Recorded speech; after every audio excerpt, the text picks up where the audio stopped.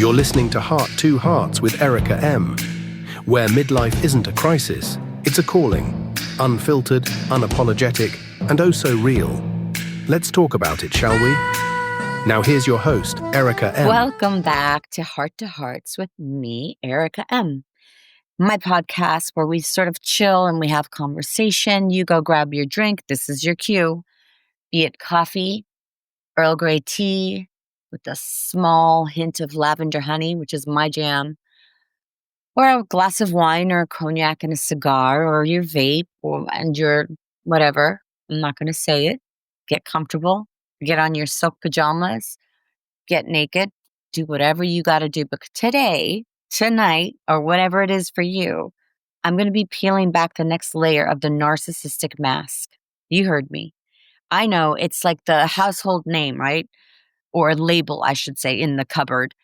He's a narcissist. He's a narcissist. And he's a narcissist. Kind of like the Oprah, you get a book and you get a book. No, it's not like that. Because narcissism, there are variations of it.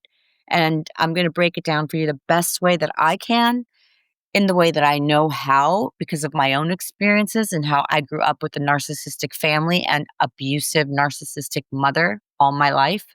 And that I'm even still battling the narcissism that plagues me in my life or has plagued me by means of just extension and having to deal with my siblings in an inheritance war.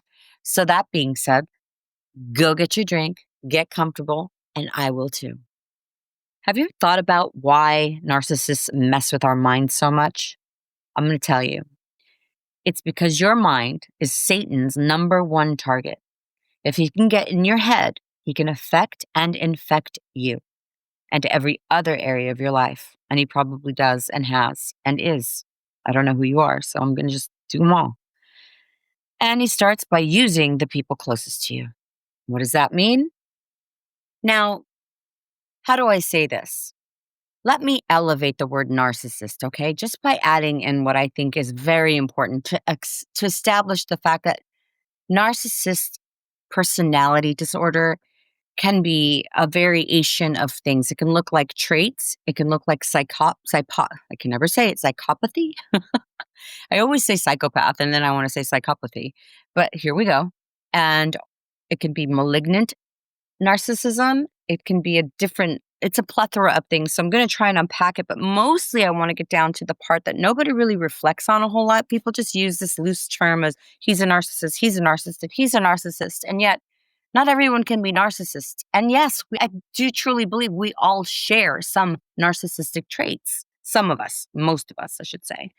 But that doesn't mean we're psychopaths or malignant narcissists. Not all of us operate on these evil tendencies.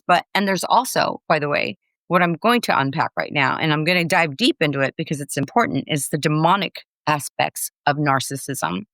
So if you're like me, and you've been left questioning your reality more than once, and by people you thought you loved or could trust, or that people were on your side and in your corner, only to feel, confused and abandoned and left gaslit, but you didn't know that you were gaslit or that even that had been going on. And you're left wondering how someone could seem so charming, then turn so cold. And then, of course, all the other things that follow, like, why are you being so mean to me? And then turning around and giving me a gift. And then it just got so confusing. These are real things for me. So, like I mentioned, this is a soul deep dive into 13 demonic traits that narcissists share. There aren't just personality quirks. These are psychological weapons, and some of them subtle and others absolutely devastating. Narcissism is a deeply infectious personality problem that can affect and infect every area of your life. I know because it's happened to me. I'm pretty sure it's happened to you. That's why you're here. Anyway, you know that then there's actually some truth to the fact that they may feel demonic presence when you're involved or in a situation where you feel like maybe this person is being driven by something far darker than you could ever even imagine. And then you think you're crazy for thinking it, but then their eyes get black and you feel this feeling that washes over you that's not pleasant. And I've had so many different experiences with so many different types, from my brother to my mother to actually even my son. whom was the last time I saw him, and he was in a dark place 6 years ago. And now, I will pull forward a whole nother story in another episode about that, but I've seen it, and it's not a pretty sight, and it's scary. It's actually, if you've been in the presence of demonic narcissism, you know that there's a huge difference between that and someone who's just got narcissistic traits, like, say, J Lo. Do you know what I'm saying? And then who knows, because J Lo was also affiliated with whom else? P Diddy, and that's a whole demonic underworld that I don't even want to tap into right now. But I'm going to tap into this one because it's all kind of correlated, if you know what I'm saying. You see, a narcissist is someone who has yielded to the demonic spirits that are driving their destructive behavior. And they most of the time don't even know it, and some absolutely do. And these spirits they tempt the narcissist with a false sense of hope, strength, and control. Yeah, you heard me. Control. And because the narcissist has such a deep sense of shame, because they do, that they desperately try to avoid and cover up all the time with the many masks that they wear and portray, they actually become easy targets for wicked spirits to have their way with them. And that's the demonic goal. It's to not only destroy the life of those that they infect, but also the lives of those that are connected to the narcissist and people. Um, it's sad, and it's so absolutely wonderfully true, not in a good way. It's just, if you know, and it's scary as hell. I mean, it's demonic in a way where it couldn't otherwise get to you. You know what I mean? It's easy prey for the demons, if you will. Narcissists now become the Trojan, if you will, the Trojan horse. And their goal is to make you feel like you're going crazy and to get you consumed in a narcissistic behavior so that you have no time or energy to focus on God or his purpose or your life. Demons will just use narcissists. Number one thing is to jam up you. You're receiving your signal from God, your third eye. And number two, to keep you on an exhausting emotional roller coaster loop. Yeah. Number three, they actually do trap you in a toxic mental spiral. And four, they deceive you into believing that as a person that's spiritual or Christian in my faith, you're somehow responsible for improving the person whose behavior is in the relationship so that you can better arm them. But you can't. And that's the whole mess up thing about it, is you can't really help them. And I don't know that you can redeem them, because I've yet to do it. And I could never do it to my mother. I could never do it to friends or family members. And I say friends because they're not in my life anymore, and they weren't malignant or dangerous or anything like that. But there are family members that I know for a fact have demonic attachment, and I could never help them. Not with my prayer or any kind of other thing, because they weren't open to it. They were possessed, and they still are. So how do we deal with these types in our lives that are in family extension? I know how to clear out the boys and the men and the girls, I'm sure, for the guys, right? And I'm, flip and turn those genders as they wish. I don't get into the whole woke thing. So it's equal to all of us. And with that, where does witchcraft come in? Because it's not just limited to, voodoo and black magic, by the way, and or tarot cards, which, by the way, is another episode for me, because I've played with the occult. And I believe that's another portal. And they say, and this is the truth, narcissists dabble in the occult. Now, I'm not a narcissist, but I know I have some narcissistic traits. That's a given. But narcissists are master manipulators. Remember that, okay? Because that is one huge thing that they are. And you won't even know it's happening when they're doing it. So let me get back to something that is very important. I want to get to 13 traits and start from the top, because I want it to be very crystal clear. So like I said, whether you're recovering from narcissistic abuse or you're just trying to understand why certain relationships leave you feeling drained, anxious, or invisible, I want you to know you're not crazy and you're not overreacting. And yes, you are waking up to what a narcissist maybe has done or is doing. So let's get into it, okay? The 13 traits that actually a narcissist, how would I put this, embodies. That's the word I'm looking for. Trait number one is grandiosity. Narcissists don't just think highly of themselves. Let me tell you, they think that they're God. They have this God complex and they're omnipotent. It's like insane. The last situationship I got out of about a year, almost 2 years this August, was with 100% a narcissist that is, in my opinion, demonically, he has to be. He fits every single box, I should say, sadly. But then I was possessed in a way because I was so dark when I was involved with him. I felt so drained, not when I was with him, when I left him. I would be clouded, confused, I felt more strung out, like I was strung out. That's the word. And I fell in love instantly. I did. And I had a whole story behind it. So let me just unpack it really quickly before getting into some of the traits. But as I mentioned, the number one is grandiosity, and it brings me to this person, as it would many people in my life that are now not in my life. And this person is not in my life. And I thank God for it because it really broke me and it built me. And I believe it's a big reason as to why I'm as strong as I am now, including all the other things I've gone through. So let me not give him all the credit, but I did the work and I came out of it pretty scathed and pretty hurt. But nonetheless, dealing with this type of person woke me up to the truth about a lot of stuff I couldn't see, a lot of things like my son being a narcissist. And I believe, I don't want to say it, but just not of a good kind. And that's because of the experiences I've had. And I am done pretending that's not what I think. Just like I'm done pretending that the last situationship wasn't what it was, which was a very long, exhausting, narcissistic supply production that I was involved in, wrangled in, knowing full well I shouldn't have done it, but doing it anyway for all the bells and whistles that were going off in my body, both chemistry, visually, and emotionally. I don't know if it's emotional, but it was emotional because it felt that way, right? And I won't stay on this very long, but to give it context, I had a dream in April. It was of 2022, and it was right before my mother died on May 1st of 22. But I met him again because I'd met him before in 2018 on Bumble. Yeah, Bumble Fumble.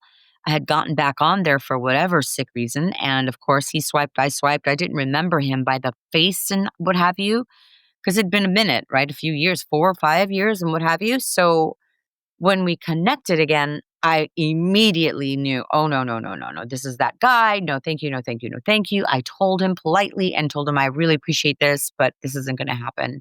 Now, this is the same person whom asked me to get up and turn around when we were on FaceTime. It's kind of insulting, but at the same time, it makes me laugh because if only he could see me now. And not that I was bad. I was just on this, I was like a piece of meat on the chopping block, and just kind of like, let's see, turn around. And of course, not bend over, but you know what I mean. You get the idea, okay? So there was a lack of empathy. And that's the second trait that actually he embodied a lot because he had no problem walking away, never calling me, never talking to me until he wanted to again.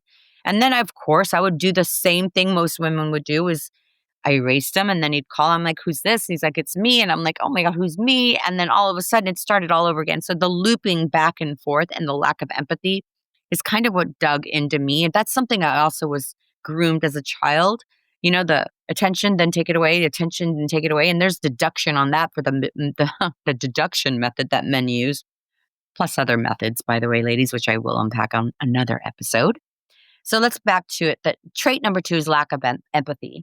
They don't feel what you feel. It's just not possible. They might simulate compassion, and that's because they've practiced in the mirror. They've observed, they've watched, they stood silent. I've seen people do this, and now it's scary and eerie to look back and think of the family members that I won't name here, just for my own reasons, and go, wow, how freaky is that? And it's right in front of us, but we're gaslit and we don't see it. And if we even have a moment where we get a glimpse and we dare speak on that, there will be hell to pay. So they're not like you and I. They don't feel the same things. Like I mentioned, they simulate the compassion and they observe it so they know how to mirror it. But it's not coming from the heart. It's coming from calculation. Never mistake that. Never. And if you've ever cried in front of them, forget it. And they seemed, let's say, cold or distant or worse, annoyed, that's why. And yeah, you can sum it up to they just don't care, because the only thing a narcissist cares about is themselves. You are just supply. Sorry, it's the truth. Trait number 3 is manipulation. Now, I have to reference that these are natural narcissistic traits. I haven't even gotten to the demonic ones yet, but let me try and hurry this up a little bit so I don't bore you to tears. And I don't think I am, because it's actual information that I would want to know, that I've unpacked. So, manipulation is huge. They are master at manipulation. I mean, masters. And they're usually car salesmen or any type of salesman, by the way. Um, Usually lazy. Not a lot of them, but they're moochers, they're users, they're takers. I don't know. I find them to be so self-absorbed that the world revolves around them. So the only thing they look to people for is not just supply, meaning supply as sex, attention, getting what they need met, right? Through people and things that the people have. It's just sick to think about, but that's how they operate. So they find that type of person to be able to easily manipulate. And usually it's the empaths. And because I'm a super empath, not even knowing it till later in life, like I have in the last, I want to say 8 to 10 years, but mostly the last 3 to 5, excuse me. You don't really know till you know. So here I am. So the narcissist likes to manipulate you, but they do it through guilt, by gaslighting your existence, you, in every way they can. And by that, people always go, oh, he gaslit me, or you're gaslighting me, or this is a gaslight situation. I'm like, do you even know what that means? So let me explain, give you an example. I'm standing with my son in the kitchen one day.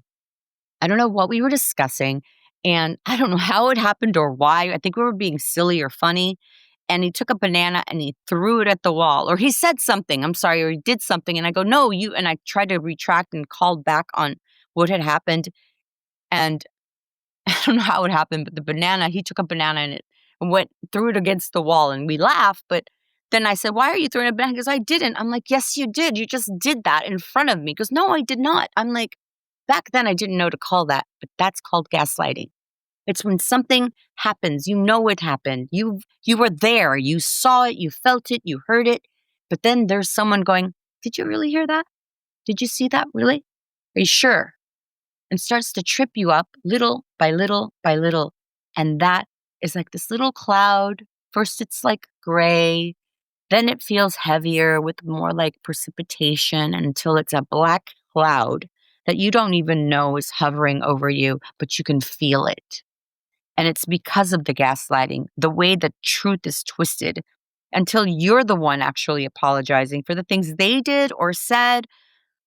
And it's just this insidious fight of confusion and trying to stay grounded. And when you're not grounded, or you're vulnerable, like I was when I met this person, when I just mentioned the guy, because my mom had just died, I was a complete disaster. I was vulnerable. I was a mess, but I still knew enough to not get involved with him. And I actually shut it down. But guess what he did?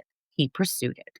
Not in the way that you would think, oh, let's go out on a date and flowered love bombing me. No, but it was attention. And from this person, because of what we had previously gone through, it was kind of a fun game for me too. And because I have some narcissistic upbringing, I knew how to play back. And I knew how and what he was doing, but I didn't think I was actually going to fall the way that I did. But the more and more I engaged, the more and more I found myself relating it to something that I called a twin flame, which I can now say was a demonic attachment. Definitely. Not because he's a bad person, but because I believe he's demonically possessed. That's the truth. And until someone has healed and done the work, a dark night of the soul, these things that have plagued us, because we've all had certain things come through our lives that have plagued us, until we work on it and do the actual work, it's going to stay. And it doesn't get better. I can tell you that by looking at my family and the people around, well, just the people around me sometimes. Not that that's often anymore. And I hope that serves in a way that most people, once they learn these things, can stop being around people like that. And that's why I'm doing this episode. So number 4, entitlement. Boy, haven't we met entitled people? We have plenty of those Karens, and I don't even know, Kens. Are we calling them the guys versions of Karens, Kens? I don't know. But either way, they believe that they deserve special treatment. and that everyone should bow down to them. And don't you know, I don't wait in lines. And don't you know who I am attitude. And they walk around like that. You've seen them, you know them. Just go to Beverly Hills and let me tell you of all the fake plastic people trying to have this persona of something they aren't, never have been, and never will be. And it's so pathetic because it's so obvious between all the heavy makeup and all those fake flashy cars and that they don't even own, much less the stuff that they just try to portray. It just disgusts you, especially if you're authentic and real like myself.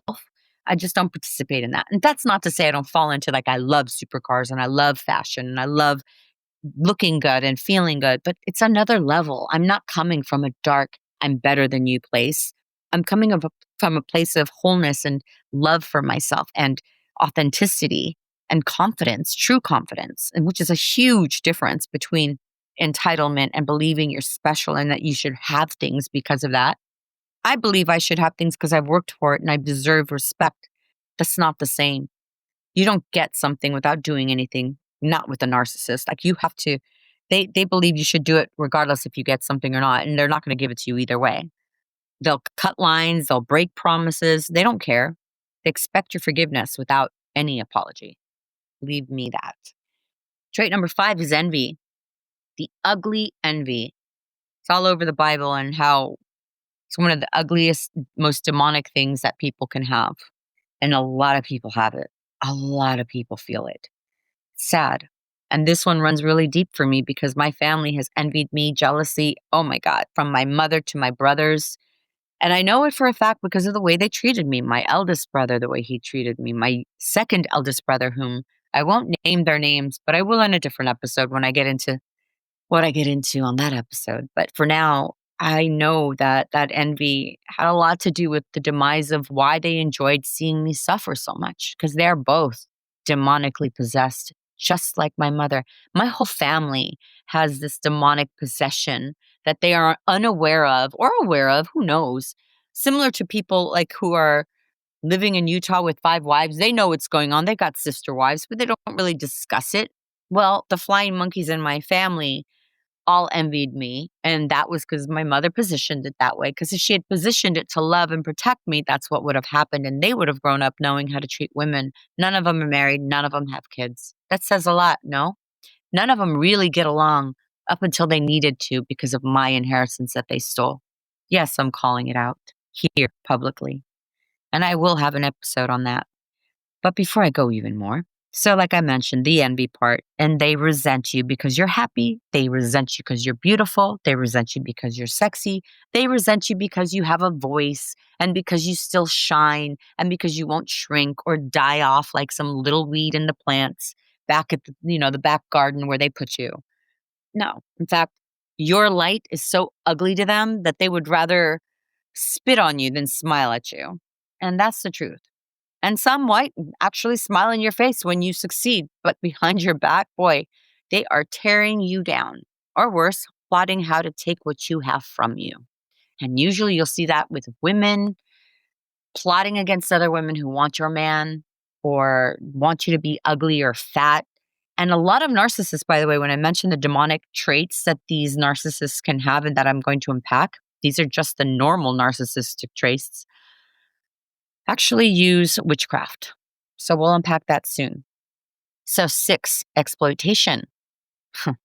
I'm experiencing this and I've experienced it my entire life as well. So how about you? To a narcissist, people are just resources, okay? We're just resources to get what they want. They'll take your time, your ideas, your love, and when they're done, they move on. They will move right along without you with not a problem. They will not look over their shoulder. They do not care. You never were important to begin with. It was all an act. There's no guilt, no remorse, no I'm sorry, please forgive me. No, you might get a begrudging, I'm sorry, I didn't mean that. But that's because they want to get what they need from you at that moment. And that happened to me time and time again with the last person I was in the situationship with. I was definitely played along and strung out, and it had everything to do with where I was in my life and being weak. And then as I got more and more and deep, I got more and more trapped. It was like I couldn't believe it was happening to me, to be honest with you, till I got out. And then it was just devastating. Number 7, gaslighting.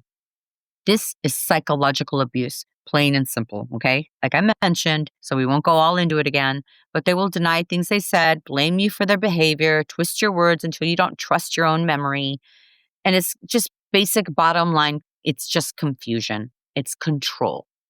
I said it earlier. I didn't go into it that much more deep, but I think it's been said. Number 8 is superficial charm. Yep. Just ask my ex-husband. Geez, man, I swear I have met every narcissist and I have fallen into all their traps. And all I was looking for was a protector and love. And lo and behold, God is my protector and I have to love myself because God already loved me, even if the people didn't. Even if those people wanted nothing but to hurt me and have fun from hurting me, and still to this day laugh about it. Yeah. So, number 8, the superficial charm. They're magnetic at first, funny, confident, witty, intoxicating. Yeah. But it's all performance based. And of course, the moment they're secure of your loyalty, that mask falls right off. So, those are just some of the traits that I have come up with, but there's a few more. Let me just finish it off. So, number 9 is the pathological liar. Now, we all know that people lie. We do. I don't care how we spin it. We all have a moment where we're like, yes, no. And then we say it without thinking and, oh, okay, I'll get back to you. But I'm not a liar. But do I do that? Yes. If that makes me a liar, sure. Sometimes I just kind of brush things off, but I don't lie. I really, really don't. I resent it actually to the point where it's my biggest deal breaker. A liar, a cheater, and a narcissist are the 3 things I will not get involved with on any level, socially, romantically, intellectually, mentally, physically, ever. So the pathological lying is just such a congruent nature to these demonic narcissists or just narcissists in general. And we know them. They're in our families, in our friend circles, they're at work, they're all around. And they lie even when they don't even need to. Lies become their reality in their mind. And if you confront them, they'll deny it, they'll deflect, shift blame, point fingers, and absolutely sometimes rage. And it's scary. The blame shifting is real, and that's trait number 10. So as I keep getting into it, nothing is ever their fault, ever. They'll just blame you for their cheating, their anger, their failures. They will twist absolutely every situation until you're the villain in their story. And I'll give you an example. I don't remember her name, but she's this famous model on OnlyFans, a TikTok, or is it TikTok? No, OnlyFans. She was a model influencer who got involved with the guy whom she abused, basically ended up murdering him by stabbing him right above his heart. But the whole thing, and you can find this, by the way, maybe Google the model OnlyFans who killed her boyfriend who's in Miami. So that might help. And just watching how she was in her interviews with the police and the absolute sheer audacity of her being so entitled. That's a great word. And the privilege that was just spewing out of her mouth, like she didn't do anything, like he deserved it, and that she didn't mean to do it. And it's his fault anyway. And don't you know, she's the victim. And that's the next episode, the female narcissists that I am going to unpack. Man, I've got a slew of episodes I'm excited to give you guys, but let me stay on track. So that's another one, right? So we've got that. Number 11 is the control and domination. They want power over you. They want emotionally, financially, sexually dominate you in every corner of your life. Not because they love you, but because control makes them feel safe. I remember I would get into an Uber and the guy I was seeing would be so controlling. He'd want me on the phone the entire time. And I'm like, God, can I just take this time to reflect? Maybe put on some, last minute touch-ups to my face, but he had to have me on the phone. And if I didn't pick up his phone right away, it was a big deal. Once I couldn't answer it and he was like, forget it, I'm going to cancel your Uber. I'm like, what is your problem? And I realized then, because I wasn't dumb, that I was dealing with someone very difficult and that was traumatically, well, I didn't really know it at the time, but I knew he was going through trauma and there was a lot of heavy stuff going on. But I do believe to this day that he was perhaps always married and or emotionally committed to someone very long term that he had broken up with while we met again, like we did the first time. And that stuff happened, and there he was, and he didn't expect to feel anything for me. Not to say that he had any feelings or has any at all, because who does that? Narcissists do. And I have been so groomed my whole life that it just became a knee-jerk reaction to just accept it, even though I knew it was going on. So, ladies and gentlemen, be mindful. Please don't waste 3 years of your life like I did, because I'm still not 100% completely healed from it. I'm over it, but I'm not healed from it. I'll explain that one day. So the control and domination is that they just want the power. They want the control. Your independence will always threaten them. They will always feel uncomfortable. If you look the other way at a guy, they're going to think you're looking at him, or why did you say hi that long? Why did you smile that way? I mean, I have had the whole gamut done to me. My ex-husband was probably the worst narcissist and con artist you will ever, ever meet. And he has gaslit everyone into thinking he's nothing but a smart South American, charming, handsome man. And by the way, makes great money, has 3 families. He's had me, the second, I won't say the second wife, and now the third wife. So that's another thing that they don't seem to stay very long with one, because they have their harem and their supply. That's how they operate. Usually they die alone, by the way. There is some grace to the end of that. And I'm not trying to be mean. Trait number 12, emotional inconsistency. One moment they're loving, the next they're cruel. This was another dynamic in the last person I dated, as was with many people that I dated. But this one was most recent and the most devastating to me because I cared so much. And because, like I mentioned, I had this dream that I didn't get into it and unpack it all, but I had this dream in April. And that dream led to me thinking this was the person I had in my dream, because I had watched Oprah and Viola was describing how she had been, like, for a long, long time, very single, and was like, God, I would really like to meet my partner. I would really, really like that. And started talking to God and having this conversation about how he should be, because someone had suggested she write it down and then speak it out loud. So she did. Lo and behold, found her dream man, if you will, and is married and all that. So I decided to do it. I had 2 major dreams. By the way, I can prove this because I have the voice memos, and I think I'm going to actually make an episode out of this one day, because it's so. I mentioned in one of my episodes that I'm very clairvoyant, clairaudient, clairsentient, and I have these channeling abilities, and I get downloads and dreams. So I can sense things and feel things and see things, hear things. So I kind of have them all, and they've developed a lot stronger as I've gotten older. And as I've gotten clearer in clearing the trash, the narcissistic abuse trash out of my life. So their emotional inconsistency, like I mentioned, and like I said, was one moment loving, the next moment cruel, and the hot and cold cycle was just so random, and it's very calculated, everyone. They know what they're doing. It keeps you addicted. It's always chasing the high after their what? Let's say it together. After their approval. Because don't you know, we need their approval. If only he'd said this, and that, I'd feel so much better. But why? And why? What's that about? The breadcrumbing. Like, they just toss a breadcrumb and we're just like, thank you. Thank you so much for giving that to me. Fuck you. Excuse my language. Sorry, but there's no other way to say that.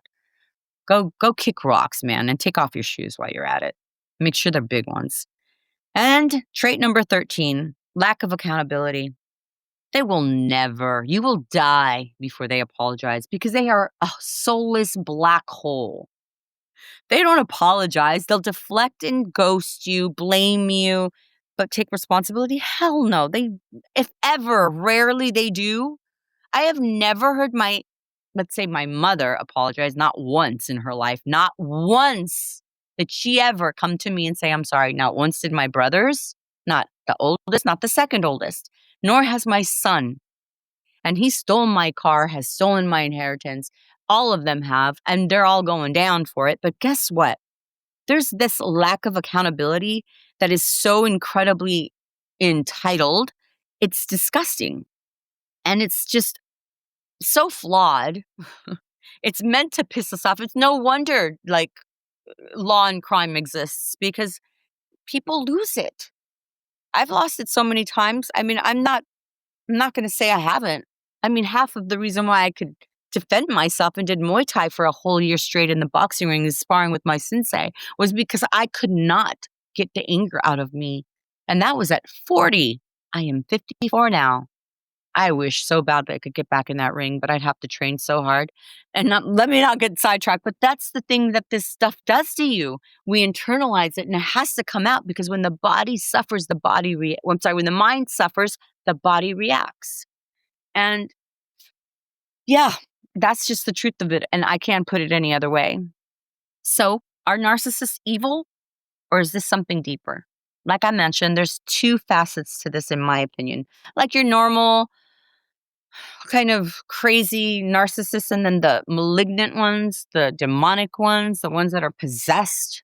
Those are the scariest ones because what is a malignant narcissist? Well, it's a person who displays traits of narcissistic personality disorder combined with antisocial, paranoid, and sadistic tendencies. Now, this isn't just a toxic person, quote unquote. It's someone who can be emotionally, psychologically, or even physically dangerous. And we see them all the time on YouTube. Just pick a podcast. And the core traits of a malignant narcissist is kind of scary, but I've already gone over them. Here they are. Grandiosity, because they believe they are superior to others, that omnipotence of God complex that they hold or they think they hold. The lack of empathy, aggression, and cruelty. Paranoia, of course, because they believe others are out to get them all the time. And or you're cheating, or you went too far. You didn't tell me where you went. Why didn't you tell me he said hi or she said hello? Were you talking to the Uber driver? That kind of stuff. Then we've got manipulativeness and exploitation because don't you know they like to exploit your pain? Yeah, they don't care. And we already know their manipulativeness is just part of their entire operation, their MOD, if you will. So they enjoy the control. They completely enjoy the domination, and they most enjoy the suffering. And then this type of narcissistic feeds on, I'd say, the pain, which is demonic, and it's not just the power for attention, and sometimes it's just for the pleasure, but they do lie. They do lie compulsively. They will gaslight you. They will isolate their victims. And it's not because they want to keep you all to themselves. It's because they want to weaken you. They want to take everything and anything away from you. And anything that you have attached to you, they want to destroy. And they'll use the smear campaigns to destroy someone's reputation because they have tried to do this to me my entire life and most recently. Yeah, they did. And many piles of people that I had to uncover, discover, and discard. So the final thought on the malignant, and I should just actually add in the psychopathic narcissist. Is it someone who just needs therapy and that has all these horrible things around them? They can intentionally destroy lives, okay? And they often lack the capacity for changes because they don't even believe anything is wrong with them. That's the crazy part. And the best protection from that is distance, people. Educating yourself like you are right now and having absolute boundaries. And not everyone can be saved, but not everyone wants to be. Let's remember that. So let's talk about the other part of this that I didn't get too much into, but I want to, which is the 13, I believe it's the first 13 trait. Let me get to it. Hold on a second. All right, guys, I couldn't find my note on that, but either way, I'll get to it. But I want to just continue where I was with the malignant narcissism. I'm going to just trip on that word until I finish this, but I'm going to keep saying it because it's important. Now, this isn't, like I mentioned, your everyday toxic person. This is someone who continues to gaslight himself by pretending he doesn't know he's doing all this or that he has all these horrible, evil traits, or she, I should say, the person.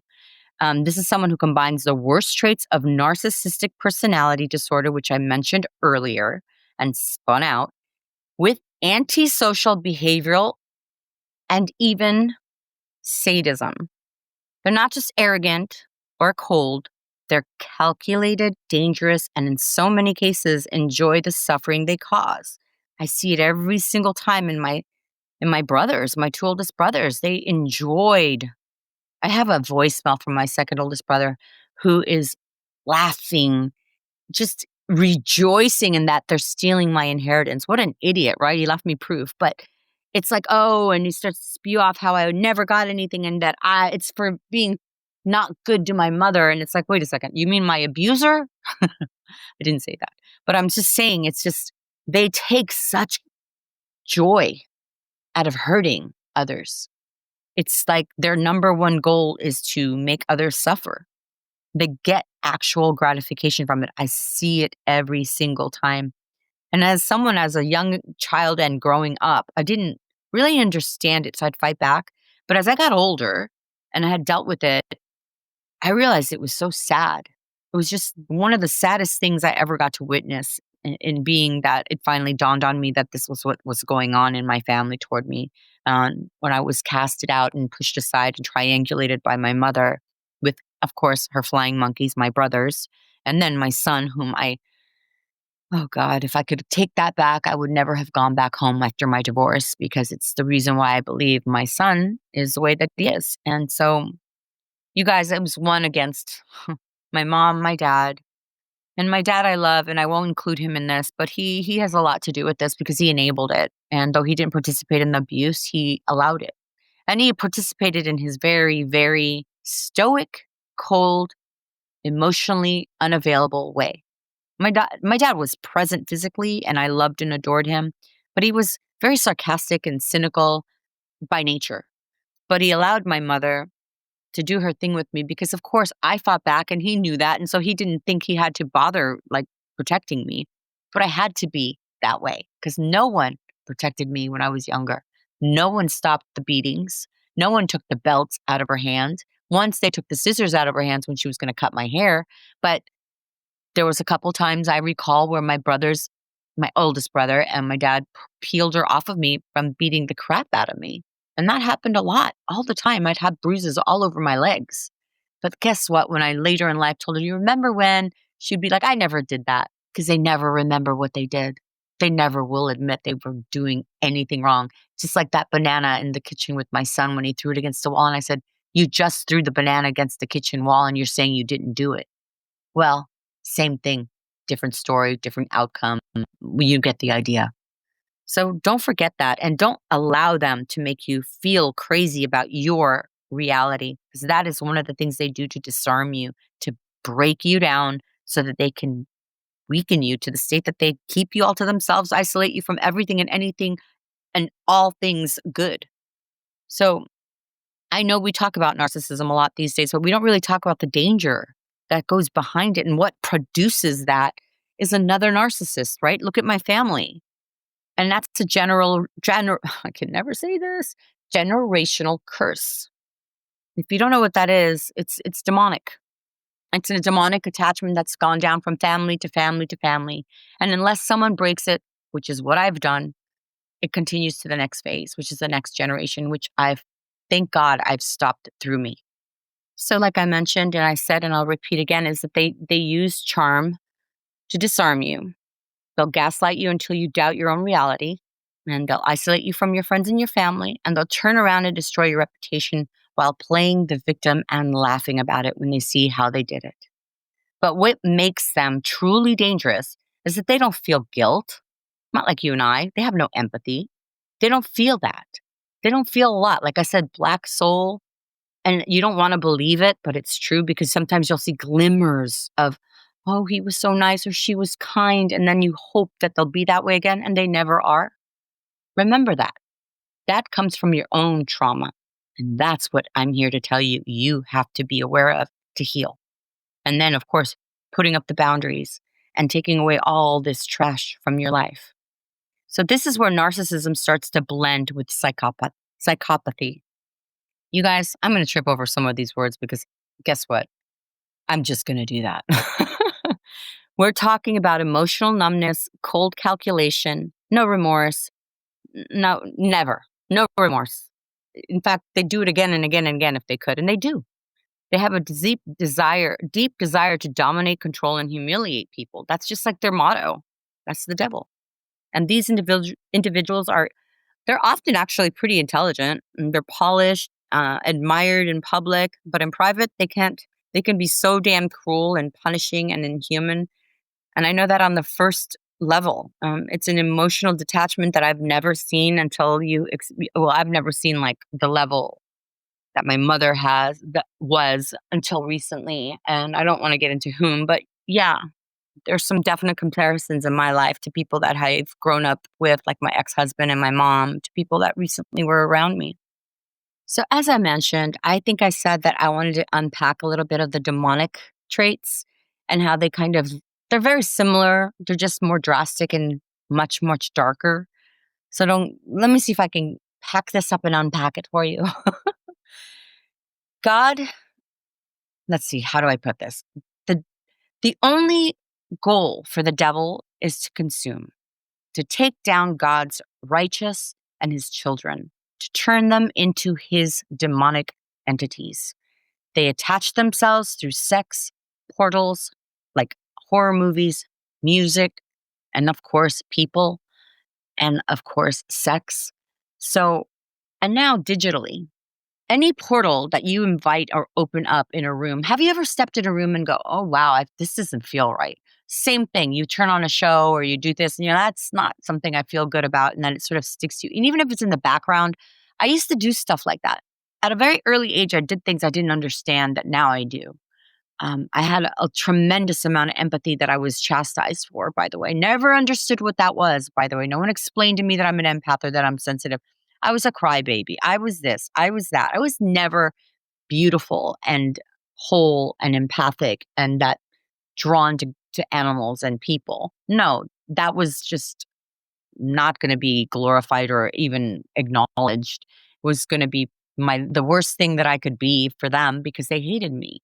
They all hated me, from my brothers to my mother, who was jealous. My ex-boyfriends they were demons. They are the perfect example of demonic narcissists. And that's the only way I can put that, because it's really no other way for me to try and explain. That would be so hard for me right now to sound articulate or even sound like I'm knowing. This is why I'm struggling with this, I think, throughout this, because I'm trying to be tame and not give too much of my own personal perspective, because it's going to turn into a 3-hour episode. And I have like this need to fill in the gaps for you. But there is this thing that I think, like I mentioned, and I keep mentioning, and that's why I'm doing all of this, is to mention the demonic part of the narcissistic personality disorders, not the traits, not the regular narcissist, but the malignant psychopathic narcissist, which is demonic, and how it relates and translates in even the Bible. So I said earlier how they use the people around you that they couldn't otherwise get to, but that they use as easy prey for these demons. So they try to attack your entire life, your existence, everything that is an extension of you, good and or normal. They want it. They want to destroy it. Everything has to be bad. You're always bad. It's never good. And like they said, it's like having this access makes them like the Trojan horse, if you will, that their goal is to make you feel like you're going crazy and to get you consumed. So in the narcissistic behavior, that you have no time or energy to focus on God and his purpose for you in your life. And the demons will use narcissists, number one, to jam up your receiving signal from God. That's what their purpose is. That's the number one goal for them, is to jam up everything that's going on good in your life, the people you have in life. And they come out like a Trojan horse and they kill everything and everyone by means of their process. That's what they're meant to do. And that's demonic. And that's happened to me. And that type of stuff is just, I don't know how I'm still standing from half the things you don't know about and the things I've experienced. When I look back in hindsight, I'm just devastated. And I'm like, I feel sorry for myself in a lot of ways.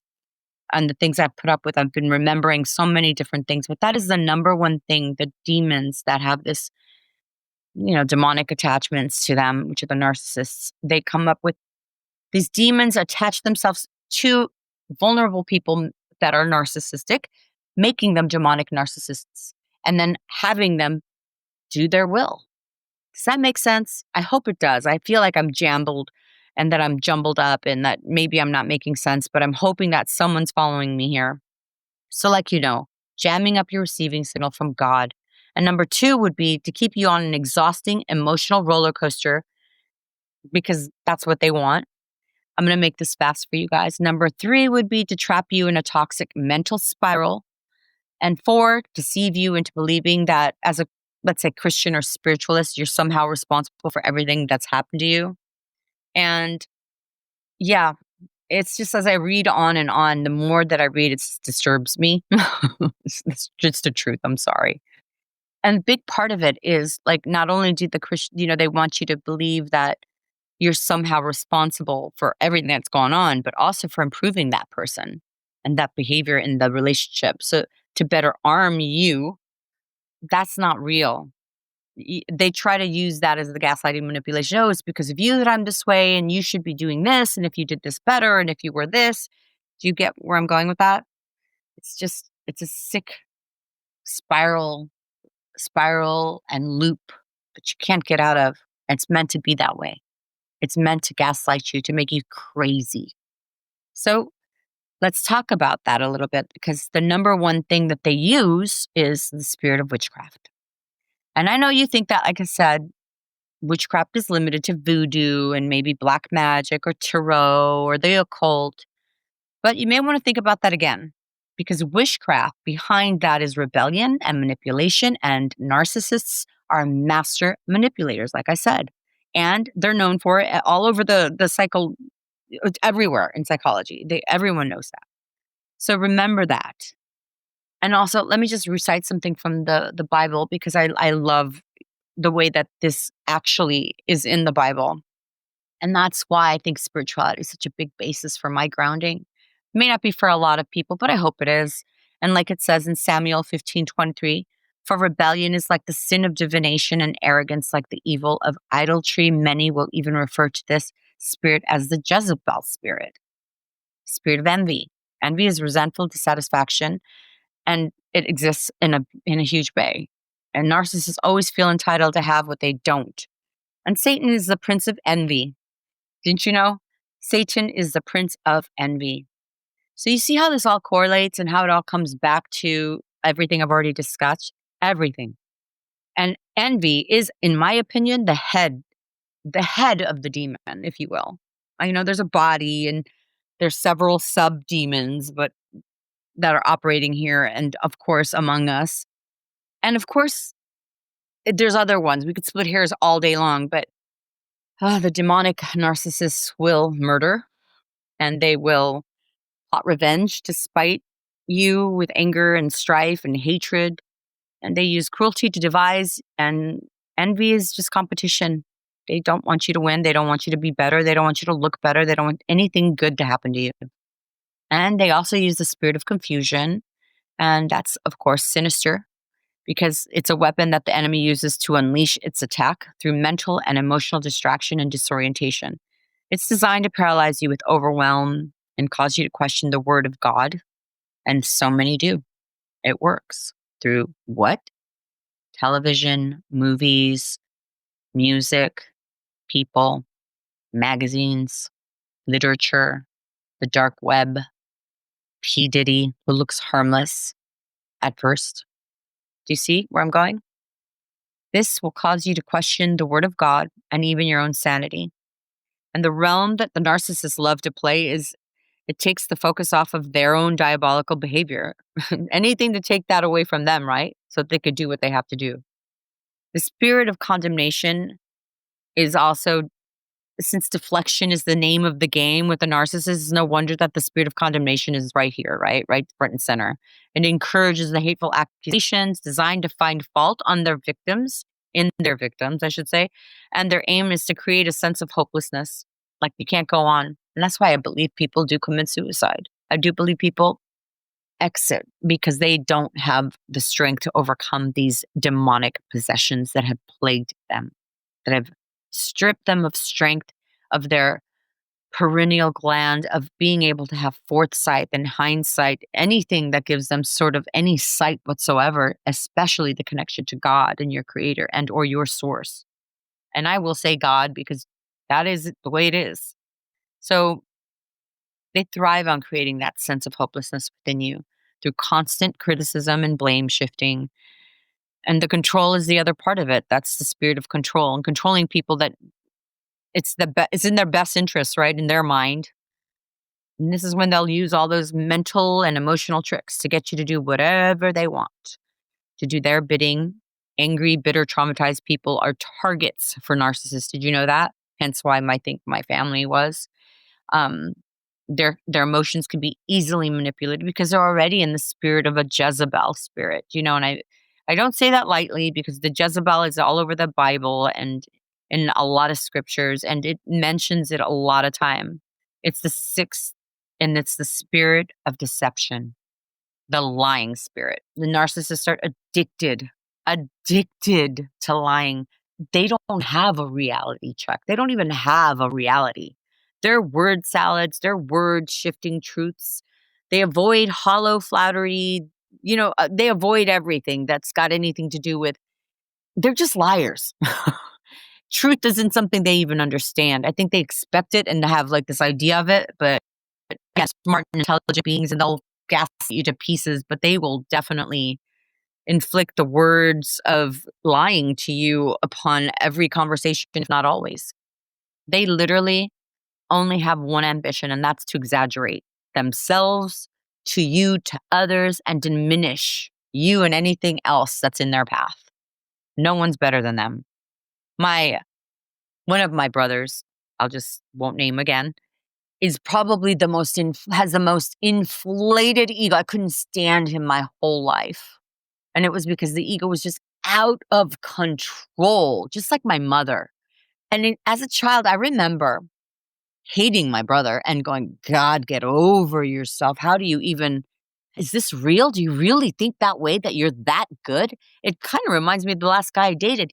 It's like the things that he would say so flippantly in the beginning, in the middle, I just kind of was like, ew, that was cringe. And I would just, because so much time would pass in between these arguments, a month, 3 weeks, would always be 3 weeks. Then he'd resurface and it would be sweet. And it just would just be this recycling of stuff. And of course, I was involved doing my same thing somehow. I just got caught up, and that's what happens. And the spirit of deception is the next one, because that's the door to the other evil spirits like religious bondages, superstitions, false prophecies, idolatry, tarot, occult, all of that. The religious bondages, superstitions, and false prophecies, accusations, gossip, slander, false teachings, and of course, confusion. The narcissist is the bullhorn for Satan's lies, but it's not something that I ever can really. There's so many experiences I've had that I can tell you right now. It changes the way you look at things, because when you're aware now, you can't unsee it. When you hear it, you can't unhear it. So hopefully when you hear all this, it makes you think about what's going on around you and within you, and maybe it's time to clean up. These 13 traits aren't just warning signs, everyone. They're reminders that your peace is worth protecting. And if this resonated with you, share this episode with someone. Leave a review for me. And come back next week, where I'm going to dive into boundaries that protect your soul, uncover masks, kick people in the butt, discover, uncover, discard, and talk about it. So I hope you've enjoyed your drink. And though I didn't unpack every detail because this is already getting long and I don't want to bore you, I don't want to be that podcaster. I hope this made some kind of sense. I will have probably a part 2, because I'm going to listen to this. And then guess what, guys? I don't know. Maybe I'll keep it. Maybe I'll toss it. Who knows? But these traits that I've mentioned you aren't warning signs. They're reminders that your peace is worth protecting and saving. Find your spiritual ground. Get in touch with your soul. Disarm those that are around you that are plaguing you by all of this that I've mentioned. And if they are, let's say, malignant narcissists, run for the hills and clean up everything around you.